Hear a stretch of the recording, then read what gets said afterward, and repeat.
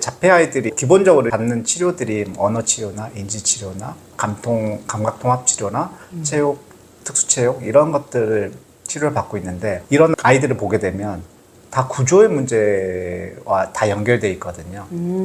자폐 아이들을 보게 되면 움직임에 문제가 생기게 되고 발가락이 잘 안 움직이고 손가락이 잘 안 움직이고 골반이 잘 안 움직이고 그리고 눈에 있는 6개 근육, 귀에 있는 2개 근육, 혀 근육, 목에 있는 근육들이 분리가 되지 않으면서 엄마 아빠들 보기에는 움직임이 있으니까 움직일 거 생각하는데 거의 대부분 잘 움직이지 않습니다. 이 구조들 분리가 되지 않습니다. 저희 물리치료사를 하면서 이제 병원에서 근무를 하게 됐는데 대부분 다 도수치료실에서 근무를 했거든요.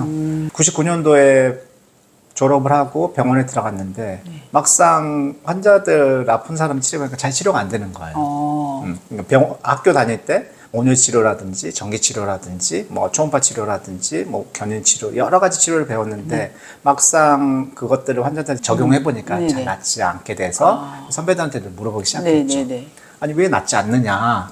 이렇게 했는데도 그러니까 그걸로만 낫지 않아. 다시 공부를 해야 돼.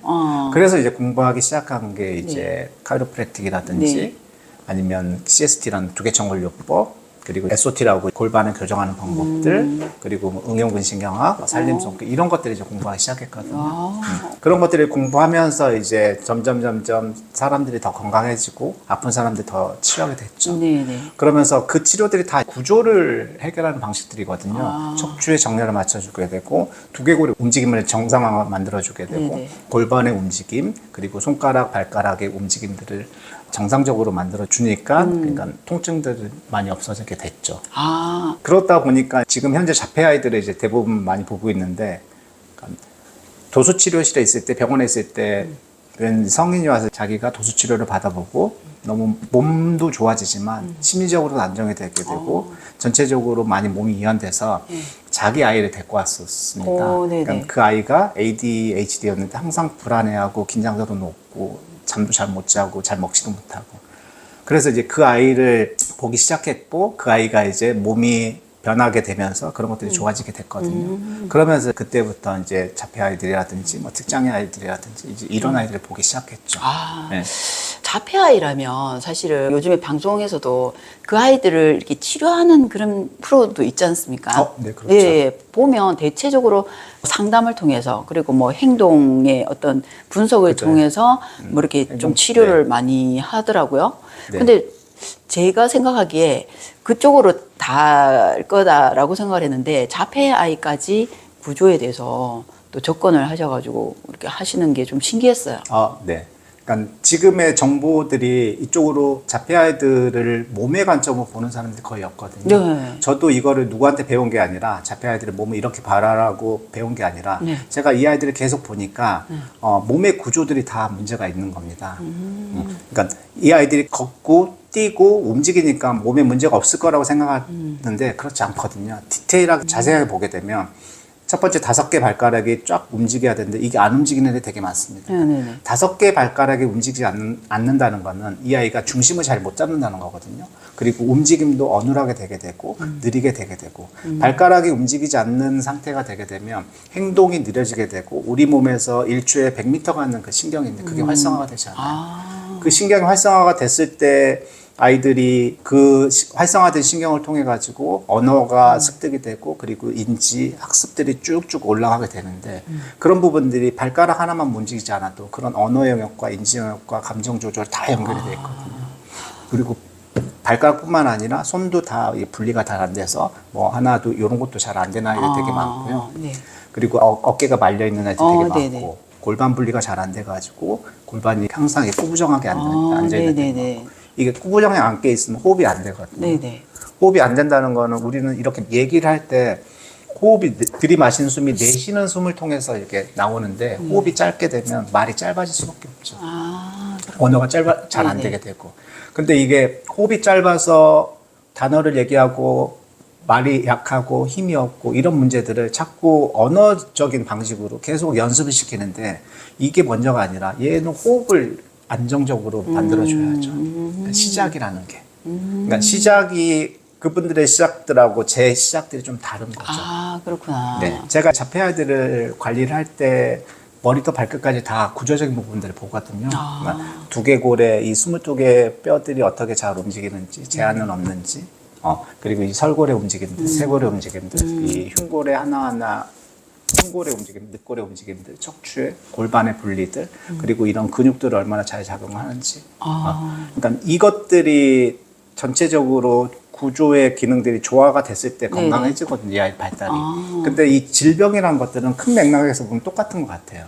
그러니까 구조가 이렇게 무너지게 되면서 기능들, 그러니까 내가 이렇게 돼 있어야 돼. 이게 라운드로 되는 순간, 딱 이 구조가 이렇게 되는 순간 이쪽으로 내려가는 상하신경청이 눌리게 되고, 맞아요, 그러다 보면 손이 저리든지 손의 감각이 상하든지 손에 힘이 빠지게 되는 거잖아요. 그렇죠.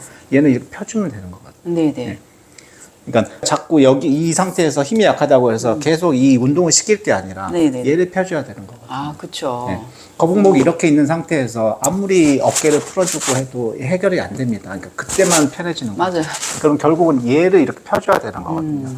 이걸 펴주기 위해서는 이쪽에 있는 기립근이 힘이 생겨야 되는 거고, 목에 있는 흉쇄가 들고 아니라 상부승모근이 뒤로 당겨줘야 되고, 흉근이 나줘야 되고, 여기 근막이 나줘야 되고, 그리고 횡격막이 움직이면서 움직임 만들어줘야 되고, 이 늑골들이 움직임이 만들어져야 되고, 이런 식으로 해서 이 구조들이 전체적으로 움직임이 만들어져야지 이 기능적인 부분도 올라갈 수 있습니다. 근데 구조를 건드리지 않고는 기능은 잠깐 올라갔다 떨어질 수밖에 없거든요. 기본적으로 이 몸이 움직이기 위해서는 이 구조가 바르게 돼야 되는 거고, 그리고 좋은 음식을 먹어야 되는 거잖아요. 그러니까 음식을 먹어야 되고, 적절하게 움직여야 되는데 움직이는 자세라든지 이런 것들을 이제 코칭을 해드리죠. 그러니까 먹는 것과 몸의 구조가 정렬이 되고, 그리고 움직임들이 적절하게 됐을 때는 정말 많이 건강해질 수 있습니다. 몸이란 게 다 상식적인 부분에서 이루어지는 것들이니까.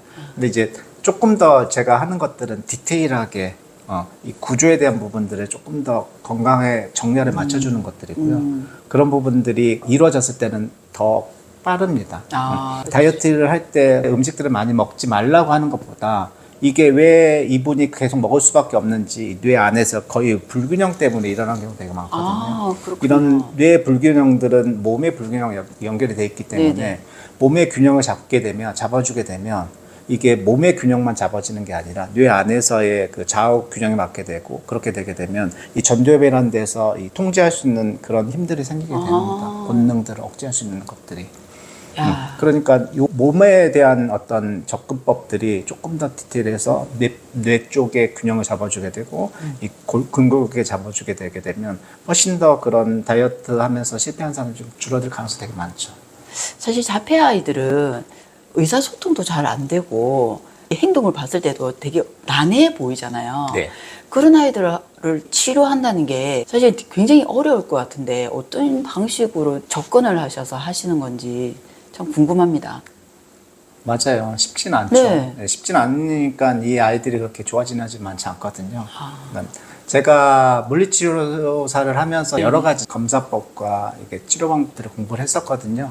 거기 안에서는 이제 대리 검사법이라서 눈에 어떤 근육들이 약한지, 귀가 어떤 게 문제가 있는지, 전정 방향이 어떤지 이런 부분들 이제 대리 검사라는 방법으로는 검사를 해서 찾고요. 나머지 두개골 움직임이라든지 척추의 움직임이라든지 이런 부분들은 셀프 테스트라는 방법이 있습니다. 셀프 테스트, 그러니까 이게 AK에서 응용근 신경학에서 나온 근육 검사를 응용해서 만든 검사법인데, 이게 손으로 짚었을 때 어디가 약한지 떨어지는지 알 수 있는 방법들이 있거든요. 이런 것들을 응용해가지고 그 아이들이 구조적인 문제를 찾고 그 부분들을 해결하려고 접근합니다. 아픈 사람들이 의외로 되게 많거든요. 이런 것들을 조금 더 알게 돼서 건강을 같이 유지하면서 좋아지게 하면 너무 좋을 것 같습니다.